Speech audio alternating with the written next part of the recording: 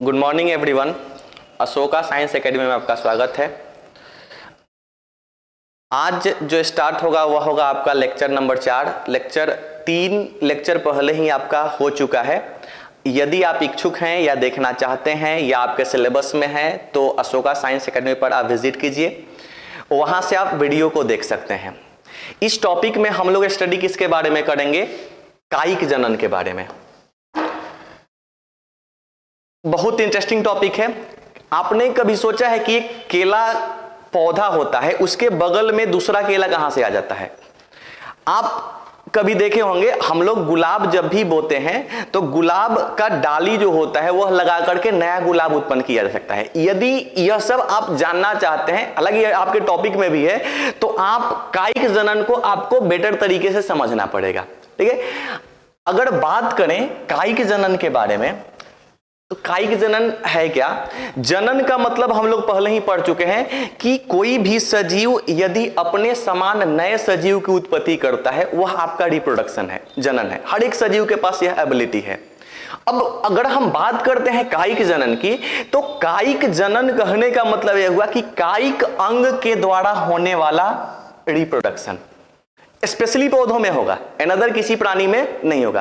पौधों के अंतर्गत यदि कायिक अंग से नए सजीव की उत्पत्ति हो रहा है तो वह आपका क्या कहलाएगा? कायिक जनन। अब कायिक अंग कहने का मतलब आपका क्या हो सकता है? जड़ हो सकता है, तना हो सकता है, पत्ती हो सकता है।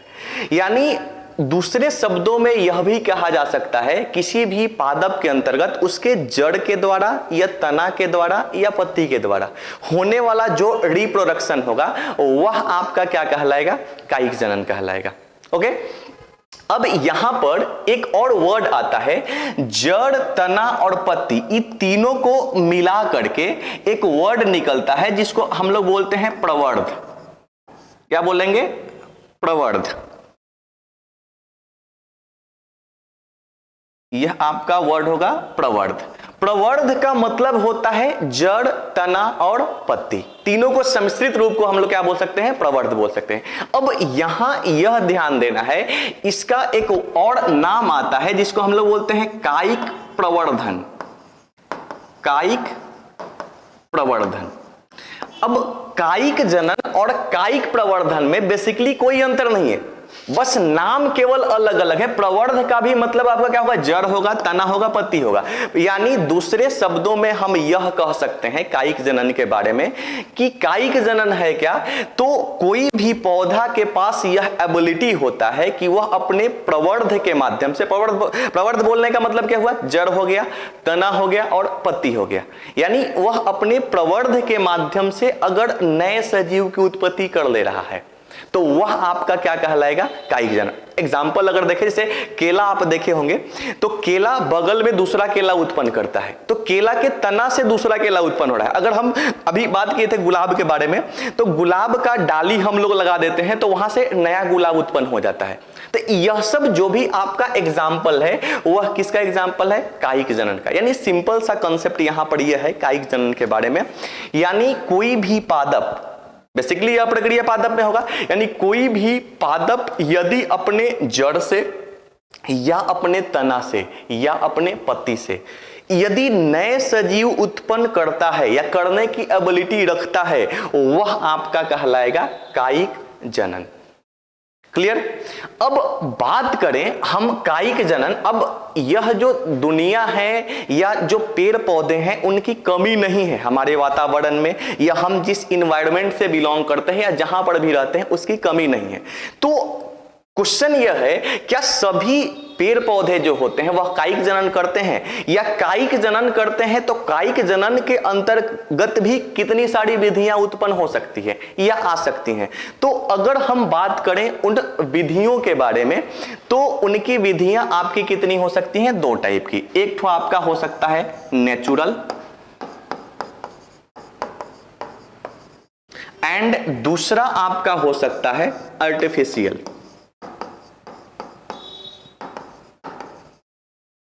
यानी 2 प्रोसेस हो सकता है किसकी? कायिक जनन की। पहला आपका natural process and second one आपका आर्टिफिशियल प्रोसेस। आर्टिफिशियल प्रोसेस हम लोग अपने फायदे के लिए यूज करते हैं, आगे आपको वीडियो में बने रहिए, एक्सप्लेन किया जाएगा। हम समझते हैं किसके बारे में, नेचुरल प्रोसेस। अब नेचुरल आपको पता है नेचुरल क्या है, यानी अगर कोई घटना हमारे प्रकृति में या बायोलॉजी में या कहीं पर भी अगर नेचुरली तरीके से होता है, उसमें हमारा कोई इन्वॉल्वेंस ना हो, हम उसमें अगर इन्वॉल्व ना हो और वह नेचुरली तरीका से संपन्न होता है, वह आपका कहलाएगा नेचुरल प्रोसेस। आर्टिफिशियल प्रोसेस की अगर हम बात करें तो आर्टिफिशियल प्रोसेस में आपका क्या होगा, हम उसमें अपना से कुछ बेहतर बनाने के लिए या जो भी हस्तक्षेप किए हैं कुछ भी करने के लिए, वह आपका कहलाएगा कायिक जनन का आर्टिफिशियल प्रोसेस। ओके अब अगर हम बात करें नेचुरल प्रोसेस के बारे में, तो नेचुरल प्रोसेस में आपका जड़ से हो सकता है, जड़ से आपका हो जाएगा, पहला आपका जड़ से, दूसरा आपका तना से और तीसरा आपका पत्ती से। आपका आर्टिफिशियल में भी यही तीनों से होगा, लेकिन क्या होगा, प्रोसेस अलग होगा, तरीका अलग होगा, विधि अलग हो जाएगा, करने का तरीका चेंज हो जाएगा, everything will be change. Okay तो यहां पर आपका जड़ से, यहां यानी कहने का मतलब यह है कि इसमें जो नेचुरल तरीका से जो जड़ से होगा वह नेचुरली होगा खुद से। अगर तना से हो रहा है वह भी आपका नेचुरली होगा, अगर पत्ती से हो रहा है वह भी आपका क्या होगा, नेचुरली होगा। इसमें टोटल क्या होगा, आर्टिफिशियली होगा। टोटल आपको एक्सप्लेन किया जाएगा। इसमें आपको देखिए जड़ से तना से, ठीक है। तो जड़ से अगर हम यहां पे देखें तो जड़ से बहुत सारे पेड़ पौधे होते हैं जो क्या करते हैं, बगल में अपने नए पादप की उत्पत्ति कर लेते हैं, नए सजीव की उत्पत्ति कर लेते हैं, वह आपका क्या होगा, जड़ से, ठीक है। बात करें तना से, ठीक है, तो तना से भी बहुत सारे सजीव होते हैं या बहुत सारे पेड़ पौधे होते हैं जो अपने समान संतति की उत्पत्ति कर सकते हैं। एग्जाम्पल आपको अगर हम यहां दिखाना चाहें तो आप देख सकते हैं, यह देखिए, यह आपका टोटल कायिक जनन का कुछ कंसेप्ट मैप है जो आपको दिखाया जाए, एनसीईआरटी में दिया गया है। यहां पर हम बात करें, यह आपका क्या है, आलू है। ओके यह आपका है क्या, आलू, ठीक। ओके यह आपका, ओके यह आपका है आलू, ठीक है। यहां पे यह आपका जो है सेकेंड पिक्चर, यह आपका अदरक है। ओके ये है आपका अदरक। इसी दो पर हम समझते हैं। यहां देखिए जो आपका आलू है, ठीक है, यह बेसिकली आलू किस कैसे रिप्रोडक्शन करता है, तो इसकी आंखें होती हैं, यहां पर जो आपको इंडिकेट किया गया, इसकी आंखें होती हैं, ठीक है। यह बाद में डेवलप होकर के, यह आज का क्या होगा, इसका आपका डेवलप होगा और डेवलप होकर के नया आलू बनाएगा, नया आलू नहीं मतलब आलू का पौधा बनाएगा, नया आलू का पौधा बनाए, ठीक है। और ये टोटल जो संरचना है आलू को, इसको हम लोग बोलते हैं तना। ये आपका क्या है, आलू का तना। आपसे क्वेश्चन पूछ दिया जाता है आलू आपका किस विधि द्वारा रिप्रोडक्शन करता है, तो सबसे पहला तो लैंगिक में ही आपका कायिक जनन, और सेकंड आपसे यह पूछा जाएगा कि आलू का कौन सा हिस्सा कायिक जनन में भाग लेता है, तो उसका तना भाग लेता है। तना जो होगा वह आपका अलैंगिक जनन का कौन सा प्रोसेस, आपका कायिक जनन के द्वारा यह क्या करेगा, रिप्रोडक्शन करेगा। ओके तो यहां आलू। अदरक की बात करें तो अदरक में आपका क्या होता है, यहां पे कलिका होता है, ठीक है। यहां पे यह आपका है जो दिया गया है, यह आपको इंपॉर्टेंट है, याद रखना है। यह आपका है 3 नंबर जो है, इसको बोलते हैं अगेयो। यह आपका है क्या, तो अगेयो। ओके आपका है अगेयो। इसका यहां पर जो संरचना आपको दिखाई दे रहा है, इसको बोलते हैं बुलबिल। यह क्वेश्चन पूछा जा चुका है एक बार एग्जाम में, ठीक है। तो अगेयो जब भी अपना रिप्रोडक्शन करेगा वह किसके द्वारा करेगा, बुलबिल के द्वारा करेगा, ठीक है। यहां पर जो आपका ई वाला चित्र दिखाई दे रहा है, यह आपका पत्थरचूड़ है, यह पत्ती के द्वारा जनन करेगा। यह आपका जो है इसको बोलेंगे क्या, जलकुंभी। यह आपका क्या है, जलकुंभी। यह जलकुंभी जो है, ठीक है, यह भूस्तारिका के द्वारा जनन करेगा। ओके, तो यहां जो भी आपको चित्र में दिखाया गया उसमें बस यह बताने की कोशिश किया जा रहा है या बताया गया है कि जब आपका कोई भी पौधा कायिक जनन करेगा तो या तो उसका जड़ इन्वॉल्व रहेगा, नहीं तो उसका तना इन्वॉल्व रहेगा, या फिर उसका पत्ती इन्वॉल्व रहेगा। इन तीनों में से अगर कोई इन्वॉल्व है, अगर उसके बाद अगर रिप्रोडक्शन हो रहा है तो वह आपका रिप्रोडक्शन जो होगा वह क्या कहलाएगा, कायिक जनन, या उसी को हम लोग बोल सकते हैं कायिक प्रवर्धन। ओके, अब हम बात कर रहे थे किसके बारे में, तो इसके विधि के बारे में। किसके विधि के बारे में, तो कायिक जनन के विधि के बारे में बात कर रहे थे। ओके, अब कायिक जनन की जो विधियां हैं वह कितनी थी, 2 थी आपका। पहला आपका क्या था, तो नेचुरल था। फर्स्ट वन आपका क्या था, नेचुरल आपका पहला। दूसरा आपका क्या था, आर्टिफिशियल था। पहले हम लोग एक्सप्लेन करते हैं किसके बारे में, नेचुरल के बारे में। ओके, नेचुरल में आपका जड़ से हो सकता है, जड़ से अगर कोई रिप्रोडक्शन हो रहा है तो वह आपका कायिक जनन। दूसरा आपका आता है तना से। अब पौधों में तना का भी वैरायटीज होता है, एक टाइप का तना नहीं होता है, बहुत सारे टाइप का तना पाए जाते हैं। अब उस तना के आधार पर हम देखें तो सबसे पहला आपका होता है भूमिगत तना। भूमिगत तना कहने का मतलब सिंपल सा कंसेप्ट है, जो भूमि के अंदर है वह आपका क्या कहलाएगा, भूमिगत तना। अब भूमिगत तना जो होता है इसको 4 टाइप से डिवाइड किया गया है, जिसमें आपका पहला होता है कंद, दूसरा आपका प्रकंद, तीसरा होता है घनकंद और चौथा होता है सलकंद। ओके, यहां पे भूमिगत तना कितने टाइप का हुआ, 4 टाइप का। पहला आपका हो गया कंद, दूसरा आपका क्या हुआ, प्रकंद, तीसरा आपका हुआ घनकंद और चौथा हो गया सलकंद।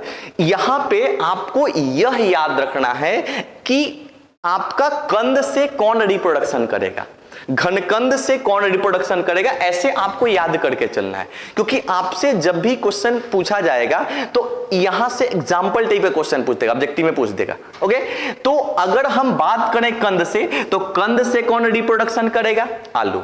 ठीक है, प्रकंद से कौन करता है, केला। केला का जो तना होता है बगल में केला उत्पन्न करता है, तो केला जब भी अपना नए केला का उत्पत्ति करेगा तो उसमें कौन सा भाग लेगा आपका, तो प्रकंद उसका भाग लेगा। ओके, बात करें हम किसकी, घनकंद। घनकंद से कौन करेगा आपका, अरबी। और सलकंद से कौन करेगा आपका, प्याज। प्याज जो आपका रिप्रोडक्शन करेगा वह किसके माध्यम से करेगा, सलकंद से। ओके, अगर हम बात करें दूसरा तना का दूसरा जो टाइप होता है, पहला टाइप आपका क्या था, भूमिगत तना। दूसरा टाइप आपका क्या हो गया, अर्धवायवीय तना। ठीक है, अर्धवायवीय तना। अब अर्धवायवीय तना कितने टाइप में बटा है, यह भी आपका बटा है 4 टाइप में। ठीक है, पहला आपका है ऊपरी भूस्तरिका। ऊपरी भूस्तरिका ऊपर है, ठीक है। दूसरा है अंतः भूस्तरिका, अंदर रहेगा, ठीक है। तीसरा है भूस्तरी, एक अलग लेवल का इसका संरचना होता है तो अलग इसका नाम हो गया। और चौथा होता है भूस्तरिका, स्पेशली ई जो होता है यह जल में होता है, यह आपको याद रखना है। कौन, भूस्तरिका, यह कहां पे रहेगा, जल में रहेगा। ठीक है, तो पहला आपका क्या है, ऊपरी भूस्तरिका। तो ऊपरी भूस्तरिका के एग्जांपल आप देखे होंगे अक्सर, दूब घास का, जो दूब घास होता है एगो जो बगल में फिर दूब निकलेगा, फिर ऐसे पूरा एकदम फैल जाएगा। ठीक है, तो यह आपका है दूब घास, यहां पे क्या है आपका, दूब घास। ठीक है, अंतः भूस्तरिका में क्या आएगा आपका, पुदीना आ जाएगा। पुदीना जो होता है अंतः भूस्तरिका के द्वारा अपना क्या करेगा, कायिक जनन करेगा। भूस्तरी में होता है स्ट्रॉबेरी। ठीक है, और आपका भूस्तरिका में होता है क्या, जलकुंभी। जलकुंभी के बारे में हम थोड़ा समझते हैं। जलकुंभी को बंगाल का शोक कहा जाता है। जलकुंभी काफी मतलब हम लोग के देश का नहीं है, उसको खूबसूरती, उसका खूबसूरती बहुत ज्यादा होता है तो उसको दूसरे देश से लाया गया था। अब देखिए, मान लीजिए हमारे पास यहां पर क्या करते हैं, एक जलकुंभी है, मान लीजिए यह आपका क्या है, जलकुंभी है, इस टाइप का, कैसे भी समझ मान लो, यह पानी के अंदर रहेगा। ये आपका क्या है, मान लीजिए इसमें वाटर रहेगा, ये आपका हम मान लेते हैं, मान के चलते हैं ये आपका क्या है, पानी है, वाटर। ठीक है, उसके बाद यह क्या करेगा, इसका जो जड़ होता है इंटरनली, जड़ जो होगा इंटरनली क्या करेगा, डेवलप होगा। आंतरिक रूप से इसका जड़ जो होता है क्या होता है, ऐसे डेवलप होता है। और बगल में फिर एक नया जलकुंभी का क्या करेगा, निर्माण कर देगा। मान लीजिए यह आपका जलकुंभी है, सेकंड मान कर चलते हैं, यह आपका सेकंड। यहां पर जो इंटरनल जो यह संरचना बना रहा है, यहां से यहां तक जल के अंदर जो नया जलकुंभी के लिए है, इसी को बोलते हैं हम लोग भूअस्तारिका। यह जो संरचना है इसको क्या बोलेंगे, भूअस्तारिका। स्पेशली जल में पाया जाने वाला जो तना होता है वह आपका होता है भूअस्तारिका। ठीक है, यहां पर ध्यान देना है। और जलकुंभी को बंगाल का आतंक इसलिए कहा जाता है क्योंकि जिस पानी में ये रहता है उस पानी में का जितना ऑक्सीजन होता है अपने अंदर अवशोषित कर लेता है। ऑक्सीजन का आपका फॉर्मूला क्या होता है, H2O। ठीक है, अगर इसको तोड़ दिया जाए, यहां पर अगर इसको तोड़ें हम, ठीक है, तो H आपका अलग टूट जाएगा, O आपका क्या होगा, अलग टूट जाएगा। ठीक है, H आपका अलग टूटेगा, O आपका अलग टूट जाएगा। ठीक है, अब इसमें से ऑक्सीजन को क्या किया जाएगा, ग्रहण कर ली जाएगी, किसके द्वारा, जलकुंभी के द्वारा। अब जलकुंभी जब इसको ग्रहण कर लेगा तो उस पानी में का जितना ऑक्सीजन होगा, जल में का जितना ऑक्सीजन होगा वह समाप्त हो जाएगा। अब कहने का मतलब ये है कि कोई सजीव अगर जल में है तो केवल जलकुंभी ही तो नहीं है, अनदर भी बहुत सारे प्राणी जो है जल में बिलोंग करते हैं। अब उनको ऑक्सीजन की कमी हो जाएगी, जिसके चलते इसको बोला जाता है आपका बंगाल का आतंक के नाम से भी इसको जाना जाता है। और जिस जल में रहता है बाकी जीवों के लिए हानिकारक होता है, क्योंकि बाकी जीव के लिए ऑक्सीजन की कमी हो जाती है। ठीक है, तो यहां हम लोग क्या देखें, आपका दूसरा जो तना का टाइप था वह था अर्धवायवीय तना, जिसमें आपका ऊपरी भूअस्तारिका, इसका एग्जाम्पल आपका क्या होगा, दूब घास। अंतः भूअस्तारिका यह पुदीना होगा, भूअस्तरी स्ट्रॉबेरी हो जाएगा, और भूअस्तारिका जलकुंभी इंपॉर्टेंट है, आपको क्या करना है, याद रखना है। ठीक है, अगर हम बात करें आगे की वायवीय तना, पहला तना आपका क्या था, भूमिगत तना। दूसरा तना क्या था आपका, अर्धवायवीय तना। और तीसरा जो तना है वह आपका है वायवीय तना। और इसका सबसे बेहतरीन एग्जाम्पल है वह आपका क्या है, तो गन्ना, ईख जो होता है छठ पूजा में यूज होता है, सबको पता होगा। ठीक है, तो यह आपका क्या है, गन्ना है। ठीक है, और पत्ती में दो एग्जांपल आपका आता है, ब्रायोफिलम और क्या होता है, बिगोनिया। आपको चित्र नीचे दिखा दिया गया है पहले ही। ठीक है, यह आपका है क्या,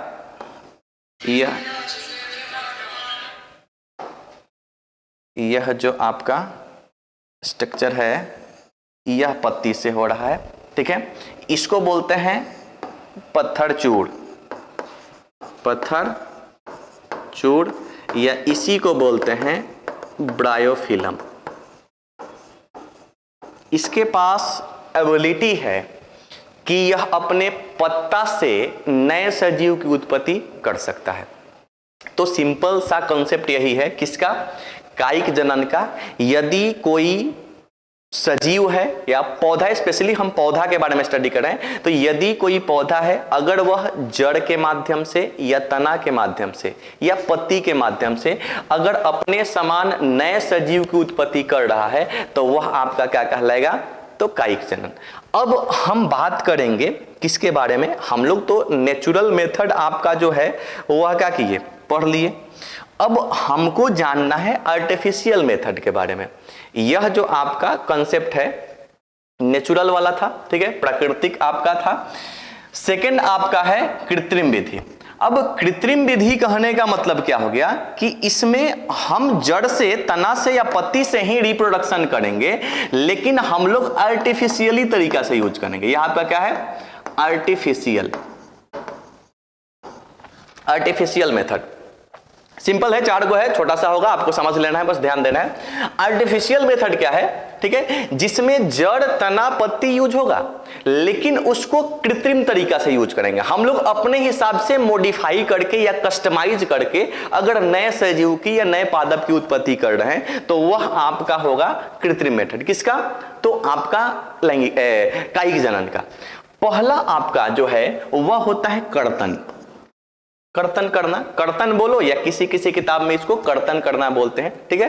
कर्तन कहने का मतलब क्या होता है, जैसे आप ईख की बुआई होता है, देखे होंगे एक लंबा सा ईख होता है और ईख को हम लोग क्या करते हैं, छोटे छोटे काट देते हैं और काट करके फिर उसको मिट्टी में डाल करके बो दिया जाता है। तो वहां पे जो प्रोसेस हो रहा है वह आपका है कर्तन करना। या हम लोग एक और फसल होता है अलुआ बोते हैं या परोड़ बोते हैं, ठीक है, तो उसमें भी कर्तन किया जाता है। मतलब जो पूरा लंबा हिस्सा है पादप का या पेड़ पौधा का, तो उसका कुछ हिस्सा हम लोग छोटे छोटे काट देंगे और काट करके उसको मिट्टी में डाल देंगे या बो देंगे, तो वहां से फिर एबिलिटी क्या है कि नए पादप या नए सजीव क्या होंगे, उत्पन्न हो जाएंगे।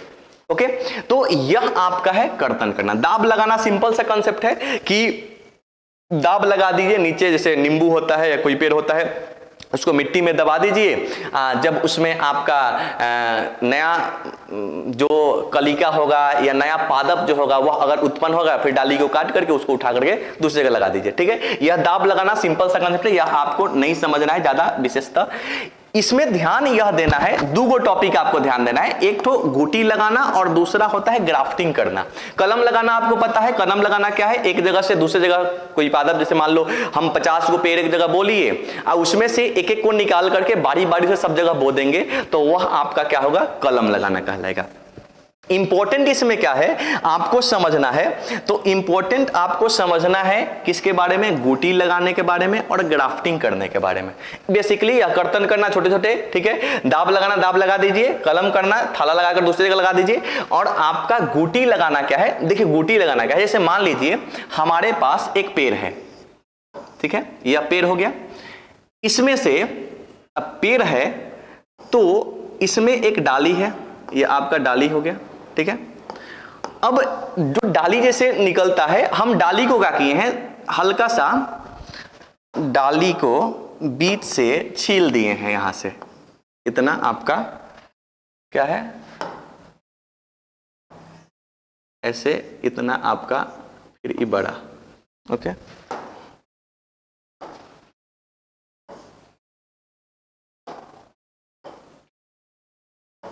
यह आपका हो गया, दोनों साइड से मतलब एक डाली निकल रहा है, दोनों साइड से हम क्या किए, मतलब कोई नुकीला चीज है या जो भी चीज है इसे छील दिए। उसके बाद यहां पर हम क्या करेंगे, मिट्टी डाल देंगे, ऐसे मिट्टी से इसको ढक देंगे अच्छे से। कोई व्यवस्था ऐसा ऊपर से रखेंगे जहां से इसको वाटर मिल सके, पानी मिलते रहे, बूंद बूंद करके यहाँ पे पानी, इसको क्या होगा, पानी मिलता रहेगा, ताकि यहां पर क्या हो सके, नमी बना रहे, नमी क्या होगा, बना रहेगा। ओके, मैंने ई पेड़ है, यहां से डाली निकल रहा है, डाली को हम दोनों साइड से ऐसे, मतलब मान लीजिए डाली है तो इसमें से नीचे से ऊपर से ऐसे करके छील दिए, ऊपर से और नीचे से दोनों साइड से हम क्या किए, मिट्टी लगा दिए और नमी वाला कोई वहां पे व्यवस्था कर देंगे ताकि उसको हमेशा नमी मिलते रहे। ओके, अब कुछ दिन बाद यह देखने को मिलेगा कि जैसे जैसे इसको नमी मिलेगा तो इसमें से एक नया पादप, मतलब जिस चीज का पेड़ होगा, ठीक है, जिस चीज का पेड़ होगा इसमें से एक नया पादप धीरे धीरे इंटरनली क्या होगा, इंटरनली वहां से डेवलप होकर के निकलेगा, एक नया पादप। पेड़ ही अलग है, डाली में से क्या होगा, नया पेड़ निकलेगा। उसके बाद ये आप डाली को यहां से काट दीजिए, इसको लेकर के दूसरी जगह लगा दीजिए। यह आपका कहलाता है गुटी लगाना। आम का जो हाइब्रिड बीज होता है, या आम का या लीची नहीं, आम का जो हाइब्रिडाइजेशन किया जाता है उसमें इस प्रोसेस का इस्तेमाल किया जाता है, गुटी लगाने का। जितना बेहतर किस्म का जो आम आता है या बहुत सारे पादप होते हैं, आजकल हमारे मार्केट में बहुत ऐसे चीज आते हैं जो आपका कृत्रिम कायिक जनन का देन है, और वहां से हम लोग उसको क्या करते हैं, यूज करते हैं। तो इसका यहां पे अगर आपको एग्जाम्पल ध्यान देना है तो वह आपका हो जाएगा आम। क्लियर, डन, आपको समझ में आ गया गुटी लगाना क्या है, गुटी लगाना इंपॉर्टेंट है, ठीक है। अब देखिए, अब एक और इंपॉर्टेंट है क्या, ग्राफ्टिंग, यह आपका लास्ट होने वाला है इस टॉपिक का। ओके, तो इसको हम जल्दी से समझ लेते हैं कि यह है क्या, ठीक है। ग्राफ्टिंग करना, ग्राफ्टिंग करना क्या है आपका, जैसे मान लीजिए हम दो गो पेड़ एक जगह बो दिए, यहां पे एक पेड़ है और एक और पेड़ ले लेते हैं, यहां पे एक पेड़ है, दो पेड़ को क्या किए, हम बो दिए। ओके,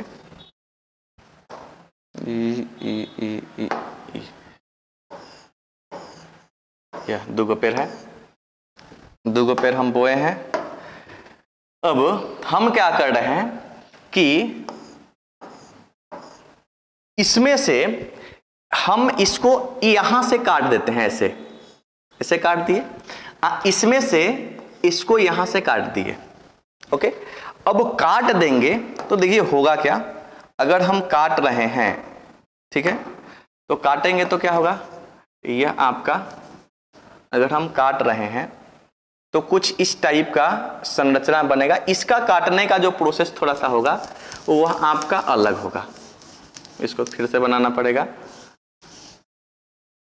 ठीक है, मान लीजिए यह है एक ठो, इसको हम ऐसे काटते हैं, ऐसे, यह आपका, इसको ऐसे काट दीजिए।